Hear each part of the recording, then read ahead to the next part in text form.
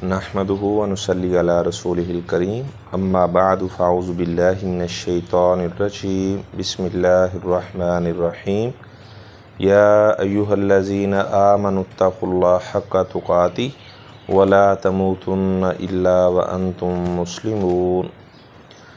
अल्लाह ताला का बहुत बड़ा एहसान है, असातिज़ा किराम की दुआएं हैं, वालिदा मोहतरमा की दुआ है कि अल्लाह ताला के फ़ज़ल से मैं तकरीबन 8 साल से दुनिया न्यूज़ पर खुतबा हज की ट्रांसलेशन करता हूँ।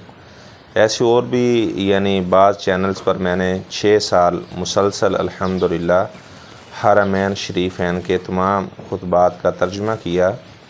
तो इस साल भी अल्लाह तबारक व तआला ने मुझे मौका दिया कि मैं हज के खुतबे की मैंने ट्रांसलेशन की। तो बाज़ साथियों की तरफ से ये मैसेज मौसूल हुए कि आप उसका जो ख़ुलासा है वो भी आप हमारे साथ शेयर कर दें। तो इस साल उन्होंने सबसे पहले जिस बात पर हमें उम्मत मुस्लिमा को तवज्जो दिलाई कि आप अकीदा तौहीद को मज़बूती से थाम लें, आप शिरक से ऐसे ही नफ़रत करें जिस तरह आप सल्लल्लाहु अलैहि वसल्लम के असहाब ने शिरक से नफ़रत की। आप सल्लल्लाहु अलैहि वसल्लम ने अपने आखिरी अय्याम के अंदर ये बात इरशाद फरमाई कि लान अल्लाहुल यहूद वन नसारा इत्तखज़ू कुबूर अंबियाइहिम मसाजिद, कि अल्लाह तबारक व तआला की यहूद व नसारा पर अल्लाह ताला की फटकार हो जिन्होंने अपने अंबिया की और नेक लोगों की कबूर को सजदागाह बना लिया।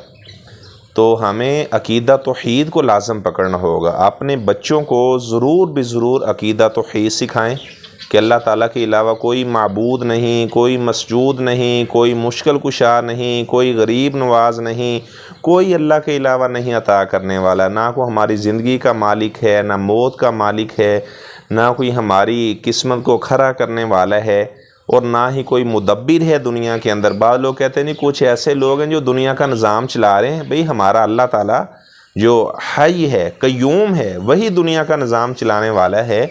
हमारा ये अकीदा कतई तौर पर नहीं हो सकता कि दुनिया का निज़ाम अल्लाह ताला के अलावा कोई और भी चला रहा है। तो अल्लाह तबारक व तआला की जो तौहीद है उसको लाज़म पकड़ें। अल्लाह तबारक व तआला फरमाते हैं इन्नल्लाह ला यगफिरु अन युशरक बिही, कि मुशरिक को अल्लाह ताला मुआफ़ नहीं करेंगे। व यगफिरु मा दून ज़ालिका लिमन यशा, मुशरिक के अलावा जिसे अल्लाह ताला चाहेंगे अल्लाह ताला मुआफ़ फरमा देंगे। काश कि उम्मत मुसलमा शिरक ना करती होती तो आज स्वीडन के अंदर उनको ये जुर्रत ना होती ऐसा इक़दाम करने की कि उन्होंने कुरान को नज़र आतिश कर दिया। क्योंकि ज़हरी बात है, जो कौम जब मुशरिक बन जाती है, अल्लाह ताला की ज़ात सिफ़ात में लोग शिरक करने वाले बन जाते हैं, तो उनका रोब और दबदबा मुखालफीन के दिलों से अल्लाह ताला, जो डिसबिलीवर्स हैं उनके दिलों से अल्लाह ताला जो है मुसलमानों का रोब और दबदबा ख़त्म कर देते हैं।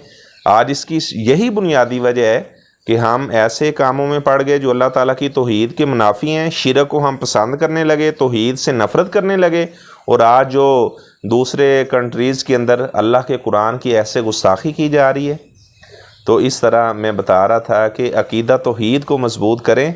लुकमान हकीम ने अपने बेटे से कहा था, या बुनैया ला तुशरिक बिल्लाह, ए मेरे प्यारे बेटा अल्लाह ताला की ज़ात और सिफ़ात में शिरक ना करना। इन्न शिरक ला ज़ुल्मुन अज़ीम, शिरक करना बहुत बड़ा गुनाह है। और बाद लोग क्या करते हैं, सारी ज़िंदगी वो शिरक का प्रचार करते रहते हैं और वो समझते हैं कि हमने बड़ा दीन का काम कर लिया है। वो जनाब उनके नाम से पहले लंबे लंबे अलकाब लगाए जाते हैं और बाद के अंदर उन हज़रत का भी मज़ार पुरनवार बन जाता है, और लोग वहाँ पर भी जैसे वो अपनी ज़िंदगी के अंदर ये सारी ज़िंदगी दिफा करते रहे ऐसे उमूर का। तो हालांकि आप अपनी आवाम को बताएं कि ऐसे कब्रों पर जाकर सजदे करना ये हराम है, शिरक है। तो आप सल्लल्लाहु अलैहि वसल्लम, आप देखें पूरे आपको सऊदी अरब के अंदर इस तरह का कोई सिलसिला नज़र नहीं आएगा कि जहाँ पर इस तरह लोग कबूर पे सजदे करते हों। आगे से इतराज़ करते नहीं, देखो हम कौन सा सुभान रब्बियल आला पढ़ते हैं, सजदे की इतनी शराइत होती हैं, तो ये शराइत तो इसमें नहीं पाई जाती। भाई क्या किसी सहाबी ने कभी आप सल्लल्लाहु अलैहि वसल्लम की जो कब्र मुबारक हुजरा आयशा सिद्दीक़ा रज़ी अल्लाह तआला अन्हा में कभी किसी सहाबी ने इस तरह किया, कब्रों को बोसे देना या कब्रों के ऊपर अपने सरों को झुका लेना? ऐसा सलफ़ सालिहीन से साबित नहीं है। अगर किसी के पास दलील मौजूद है तो आप हमें बताएं।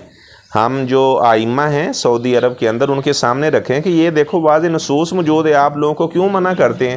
تو بلکہ جو جنت البقیع ہے، مقبرۃ البقیع ہے، وہاں پر بھی لوگوں کو اجازت، وہ ہم اپنے اکابرین کے ذریعے سے ان کو خط لکھیں اور کہیں کہ آپ یہاں پر یہ سارے کام کرنے دیں، یہ واضح نصوص موجود ہیں قرآن مجید میں۔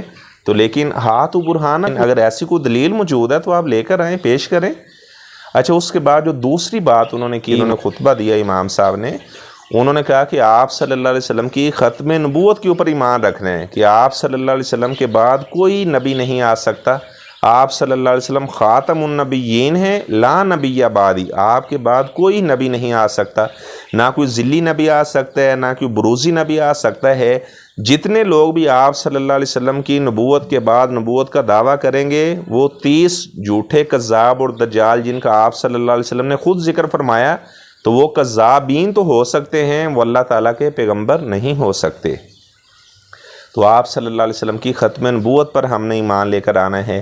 پھر انہوں نے اخلاقیات کے حوالے سے بیان کیا کہ ہمیں اپنا اخلاق اچھا کرنا چاہیے۔ جس آدمی کا اخلاق اچھا نہیں ہے وہ کبھی بھی دین کا داعی اور مبلغ نہیں بن سکتا۔ جن گھروں کے اندر اگر خاوند کا اخلاق اچھا نہ ہو تو اس گھر کے اندر کبھی بھی پیار، محبت اور مودت والا ماحول پیدا نہیں ہو سکتا۔ پھر انہوں نے اس بات پر توجہ دلائی کہ آپ نے اتفاق اور اتحاد کو لازم پکڑنا ہے۔ وَاعْتَصِمُوا بِحَبْلِ اللَّهِ جَمِيعًا، اللہ تعالیٰ کی رسی کو مضبوطی سے تھام لو، وَلَا تَفَرَّقُوا، فرقوں میں نہ پڑو، ٹھیک ہے، فرقہ پرستی کے اندر نہ جاؤ، اللہ کی رسی کو مضبوطی سے تھام لو۔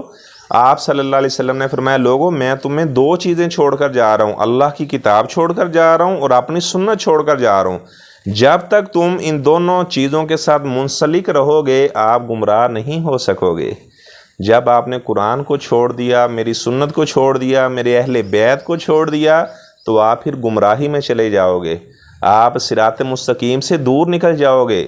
حق بات آپ پھر اختیار کرنا، یعنی آپ کبھی حق بات کو اختیار نہیں کرو گے، پھر گمراہی ہی گمراہی آپ کے مقدر میں لکھ دی جائے گی۔ تو کتاب و سنت کو لازم پکڑنا یہ شرط ہے اس بات کی کہ انسان صراط مستقیم پر قائم ہے، جس نے بھی کتاب و سنت کو تھاما ہوا ہے اس پر عمل پیرا ہونے والا ہے۔ پھر انہوں نے سود کی حرمت کے بارے میں اللہ تعالیٰ کی کتاب سے آیت پڑھی کہ جو آدمی بھی سودی کاروبار کرتا ہے وہ اللہ اور اللہ کے رسول صلی اللہ علیہ وسلم سے اعلان جنگ کرتا ہے۔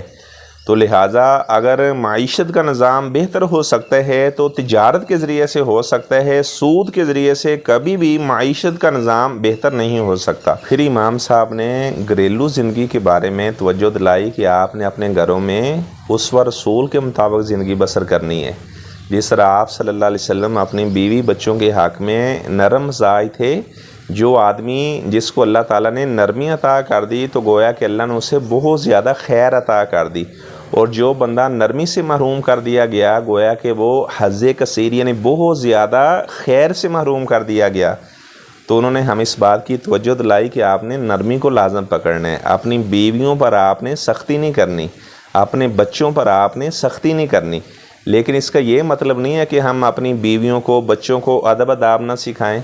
ہماری بیویاں اگر بے پردہ ہیں، بازاروں میں جاتی ہیں، تو ہم کہیں کہ ہم نے سختی نہیں کرنی۔